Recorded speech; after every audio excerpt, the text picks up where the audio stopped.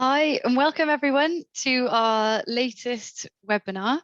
I'll be moderating today. I'm Anna Richards, Commercial Lead at Vitaccess, and I'll be joined today by the lovely Amber Kudlac and Casey Quinn.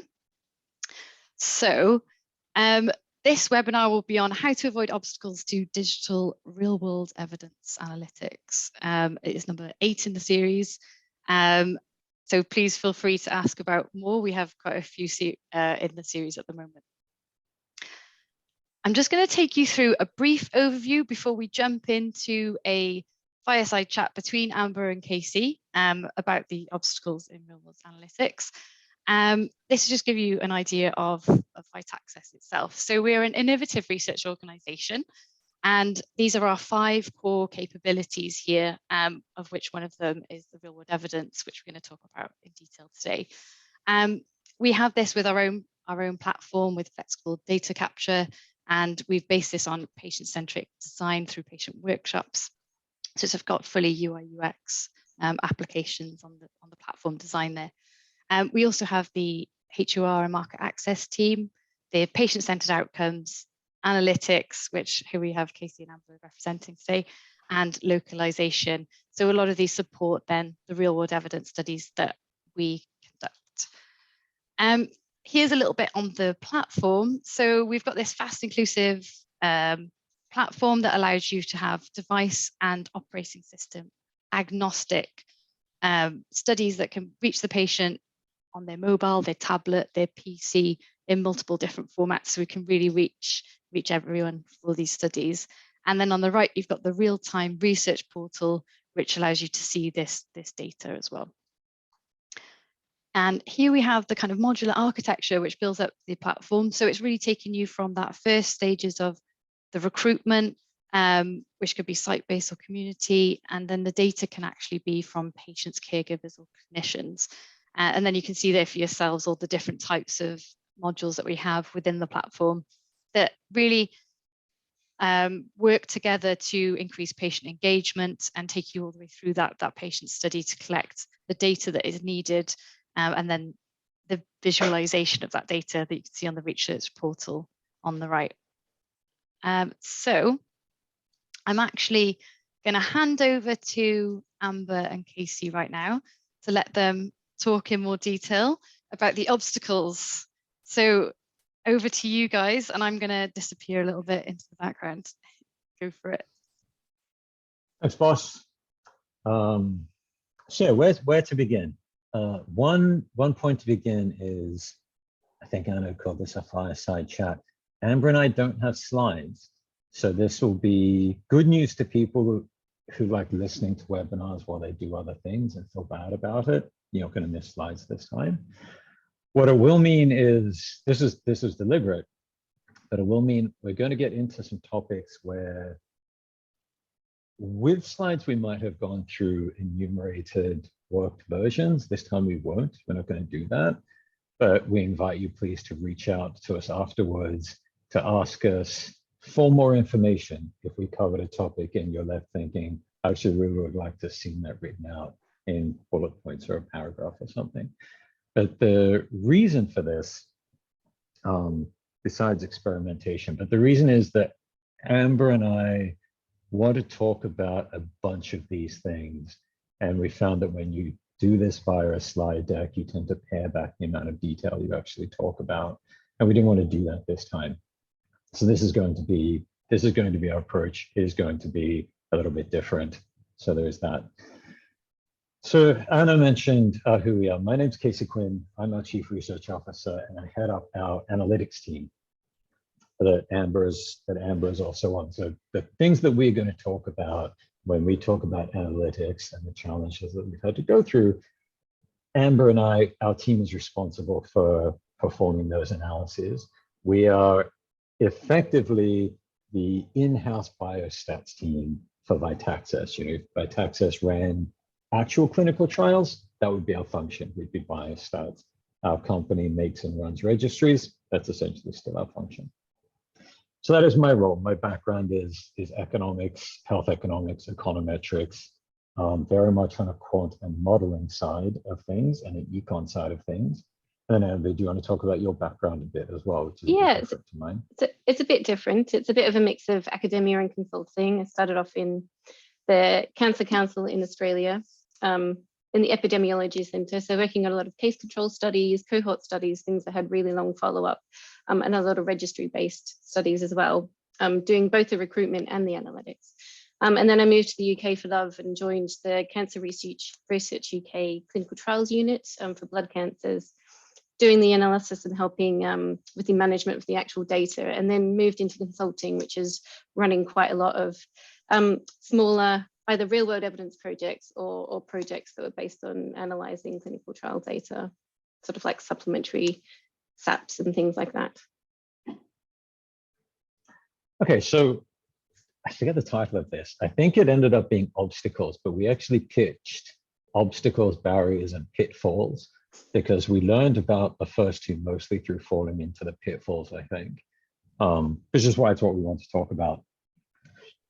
So Amber, how many times would you say that we've run into obstacles or barriers or holes in the ground? Like every single registry that we've run in every single client, and at multiple points throughout the timeline of a registry study timeline. That doesn't mean that it's kind of an ongoing run of new issues and new issues as we discover and solve them, but it's kind of always coming back to the same underlying issue, which is determining denominators and trying to figure out how they marry into the specifics that, you know, meet the client's needs or what they want to answer with their research questions. Yeah, it is our biggest, right? So it's an underappreciated thing, I think, of analytics, but a couple of our clients have learned this with us, that the denominator, there's always a denominator needed for the analysis. Yeah. And in a clinical trial, that denominator is usually fairly straightforward. They're fairly standardized in RCTs, and they're fairly standard in statistical analysis plans. And that's just not the case, which we can get into. But it is, I call it metaphysical, in the sense that there are a few universals about what these obstacles are, but then everything else we ever hit is a particular. It's just a particular example or a slight variation on it, but we've never moved outside of 4 probably categories of things that cause pain. And so the interesting thing about that, and for this webinar, is that when we talk about this, you know, it's not catharsis especially. We're also not talking about this from the perspective of, say you were a company and you want to do things like Vitaccess does, or you want to have an analytics function or deal with digital real world evidence. You know, watch out for these things, manage clients in this way. That is true, but it is also the case, as I'm sure our clients would agree, that if you're a pharma company or a developer or a potential client of a company doing this work, it's important that you're also aware that all of these things that aren't usually in play when you're dealing with RCT data are in play when you're dealing with especially digital real world evidence. So like all of the things that we're going to talk about represent a whole bunch of challenges you may face, but also a whole bunch of opportunities that you may have to be creative with how you want to use the data. You just have to know about them beforehand and be able to account for them and be very structured and prepared for them. Yeah, there needs to be a lot more dialogue with the clients earlier on, and the different key players that we have, you know, within the pharma company itself, if that's the sponsor or whoever the client is.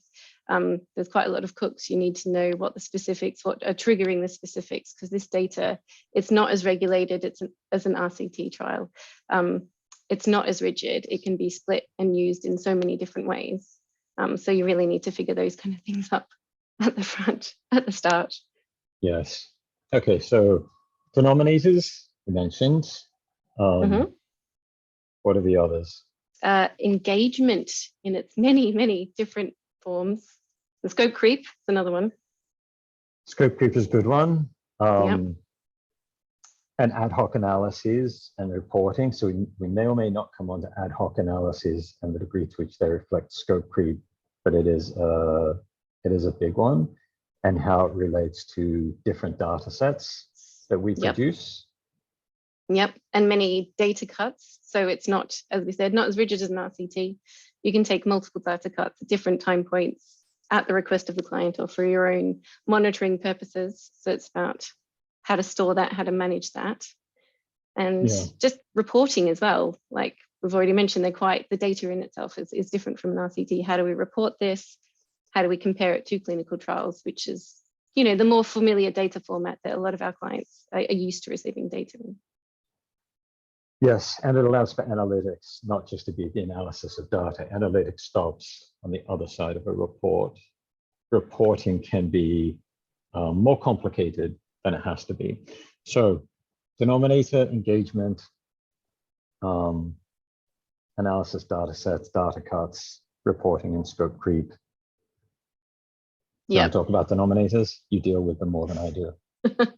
Well, yeah, I guess I've been dealing with the programming more than you have, but you've probably spoken through it with the clients more than I have, I would say. Yeah. I guess to keep it is that, yeah, denominators can move around, percentages can move around, but. Yes, so the thing with denominators is in a statistical analysis plan, in a SAT, denominators tend to be fairly stable. And you can think about this in terms of, you know, if you have a site-based trial, you have a CRF, you have a nurse or researcher going around with a CRF, they collect the data, your analysis data set is pre-specified, and everything is fine. Things that happen differently for us is, if you think of an example, like a lot of oncology trials, for example, now, if we're interested, or gene therapies trials, if we're interested in a disease, that is fine. That may be cut by, say, age, I guess. But then you have gene expression or antibody expression that breaks down your target sample size or your intended indication. In a study like ours, in a digital real-world evidence study, the data are entered by patients. So you may have the first question about whether somebody has the gene or whether they have the antibody. And you may think of this as being binary. People do or they don't. And then if they do, you would follow up with the degree to which expressed or antibody subtypes. And then again, it is subtype one or the other, or the gene expression is above or below a specific point. But the thing to bear in mind is in a sort of survey, when you ask this question of a person, you will ask what their mutation status is of a tumor or their gene expression or what have you. And it isn't binary. People can say, I do, or they can say, I don't. They can also say, I prefer not to answer. A lot of the time, they could also just skip the question entirely. Yep. They could say, I don't know. They could say, I haven't been tested. So that becomes problematic. And then when you add the second question, you again have all of those things. They may not know, they may prefer not to answer, they may skip. What that then means for us is this particular challenge where we will have a client who may be undertaking this work to get some data about people who are known to have this antibody subtype. Like, they are our target patient population. We want to know their quality of life, their healthcare resource use, whatever it may be. That can be fairly straightforward. We work through that to say, okay, people have to have said yes and not any of the other things. They have to have said subtype 2 and not any of the other things. And then here are our analyses.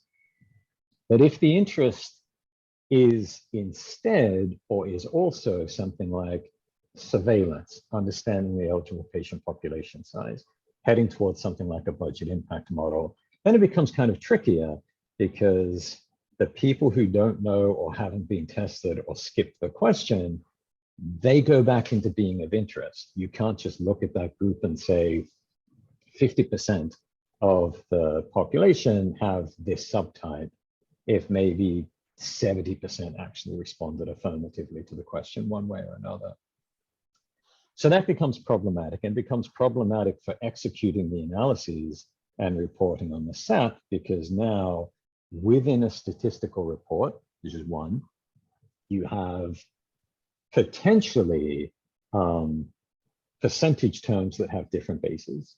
And that could be multiple columns in the same table, which we often have to do, or it could be lots of footnoting across tables because the denominator is going to move around. It also means that with the same data cut, with ad hoc analyses, you may be reporting different things in different ways, and that has to be tracked. You know, you have to stay on top of that. And so it's non-trivial, I think. I mean, it's not to say that there are loads of people who don't know what drugs they're on, but it's not zero either. I know, Amber, that's about fair. Yeah, I mean, it's not that it's loads of people, and like you say, it's not zero either. So it's something that we definitely have to deal with, and that's another dialogue that we have to have with the clients, because they'll definitely have conflicting views of what that denominator should be, who should be included in the percentage, who should be included in the frequency. We're pretty good with what the numerator is, but it is that shifting denominator, and we've often had to produce tables that are 3 columns just with the percentages based on different denominators according to, you know, what this particular person thinks, what this particular person thinks, or what the original analysis population, as was described in the SAP, actually was. So they become quite lengthy and complicated, and, you know, we collect a lot of data with all of these trials. So we've got items upon items upon items. So reporting becomes quite a complicated and lengthy process. Yeah, and this, I mean, the solution, you know, certainly the solution is not to go into this and think, oh, there are going to be a bunch of denominators arise if I don't get a handle on it. Like, this is one of the pitfalls that we've had. You can't try to force consistency into this if there inherently shouldn't be any. If you force consistency, the numbers that you get back from those tables, nobody's going to like. You won't be able to use them. So you have to be able to embrace this and work with it. And the key, I think, for us that we found, even going into something like writing up the SAP, but certainly before producing the report, before executing analyses, is to have those conversations to say, when we run all of these will be the columns of percentages. It will be a percentage of this number, and have a conversation that says, does that work? Or would that throw a bunch of people off? Is it meant to be the percentage of a different number? And how are we going to make use of that? Figuring this stuff out while you're producing a statistical report, we can definitely say is not the way to do this. It's very, very painful and takes a very long time. But I think the key is just knowing that it's going to happen and then working with it on that basis. Yeah, there's definitely a high level of flexibility than with RCT data, definitely. I guess our other thing is engagement, which we want to kind of move on to, our engagement percentages issues that we quite often have. Yeah, so engagement is another one. It's probably these are the big two. Yeah. And engagement is a big one because mostly one fundamental piece, which is that people drop out of our studies. People drop out of all studies. It's not just ours and it's not just digital, but you don't observe it. You don't actually observe people leaving our studies. That is an issue because if you are setting up a registry, I mean, certainly if it's to test a hypothesis, you need a sample size, but there are target samples anyway.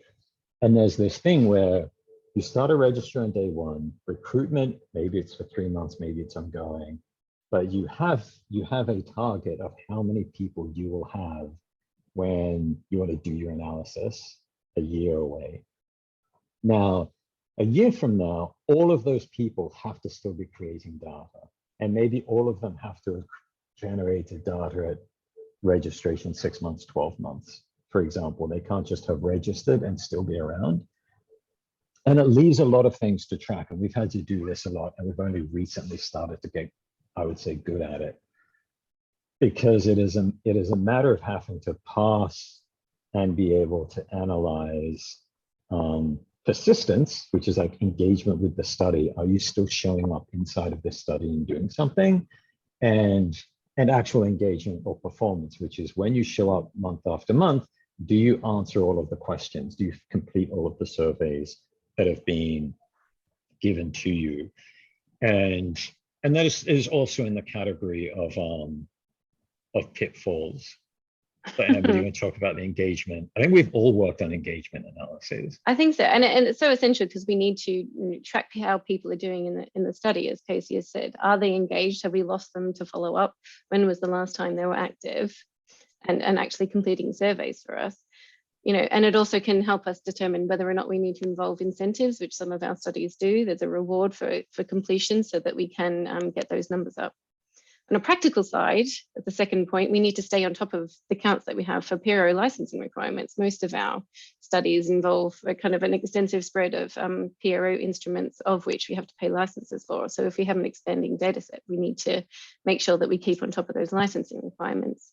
And it's also about trying to predict the sample sizes. We're at an early stage in the infancy of the study, but we do know that we want to do some sort of longitudinal analysis down the track. And so do we need to bolster our population with some incentives so that we have a decent sample size to do some longitudinal analysis on, as the study matures down the track as well. So numerators are quite straightforward. It's just a count of completion. But again, it's that shifting denominator, and we can either do it, as the study as a whole, or we can break it down by specific instruments like the EQ5D or the HADS or the profile questions. The other difficulty that we do have is that people will be at different study time points in any given calendar month, which is other tricky elements. So obviously the recruitment goes on for 3 months, but not everyone starts the study at the same time. Not everyone's finishing the study at the same time. Everyone is going to be at a different time point of their study in a different month. So you really need to understand the data assessment schedule that's been put forward in the app itself and based on the protocol that they write. So that's when particular surveys are being administered along that study timeline. So there's usually a baseline load that we try and capture and make sure that we try and get complete to baseline because it's so valuable for doing any longitudinal analysis. But also understanding that any individual at any time point is in a different study month and trying to piece those bits together to get a good rate of engagement and persistence. If you're doing kind of like monthly reports about how healthy the study is and how well it's doing, and do you need to put in any interventions? Any other thoughts on that one? Yeah. So attrition is the same, right? I mean, this is the thing that we've figured out is a framework. A framework for figuring out over time, again, the denominator, but how you track people who you can confidently say are no longer in the study and able to say these people are close to being no longer in the study. And the reason why you do that is to try and understand why that might be the case, but also so that we can be responsive to that. How we respond to a bunch of people who haven't done anything for 2 months and might be about to drop out, how you approach them is very different to people who are just only filling out a third of the surveys every month, but they are still around. You need to be able to handle those two things differently because you need to keep people and you need to keep them producing data. Both, as you said, Amber, both relates to the sample size you're going to have. Yeah, that shifting denominator every time you run an engagement analysis. So you do need to figure out who's still in, who's no longer with us, who is actually, what's the right word, due for being administered that particular survey, for example, the HADS in that particular month. And all of these things influence that actual denominator. The numerator is okay, that's just a count of completion, whoever finished that particular survey that month, but it is really shifting sand as to which numbers are you actually using for the denominator at any given time. So they can end up being quite complex, a little bit self-defeating, especially if you're pooling a lot of percentages together, which we're just working on today, actually. So it's another thing that you really need to have a strong dialogue with the client as well to make sure you understand, and they understand as well, the complexities of the data assessment schedule, the complexities of these shifting denominators, because they're the ones that are so interested and keen in seeing how their study is doing, the health of their study, especially if they're the sponsor of it. Yeah. Really running out of time. Do you want to talk about analysis data sets? Really quickly? I'll be quick. Probably our next biggest. Yeah, I guess so. As we've said, it's different from RCTs. They're very conventional. They're very clearly defined. They're very regulated. They're very formal. They're done at set time points. You launch the study, you have to wait until the earliest 6 months or 12 months before you can actually report on any data. This is different. We have the ability to report in real time. We have dashboards. We can pull the data straight out of the server and looking at the data and cutting it in a very informal way, just doing some basic filters, usually around demographics or completions and things like that. And obviously we do have, when we are doing more formal or somewhat SAP-based analysis, we have set analysis sets. We're talking about people who are registered, which is similar to a RCT. We talk about people who have provided consent. Obviously, they're the only people that we want to be using data for. And often we have to have completed at least one survey so that we can see some data from a particular individual. But as Casey mentioned, like our data is kind of ripe for doing a lot of ad hoc analysis as well, which is where a bit of scope creep comes in. If you're looking at it from a client base who's kind of usually has only been working with RCT data, you're kind of expecting to approach it in this really kind of informal way. But the way that we can access our data in real time, we're not measuring intervention, we're just getting data from people.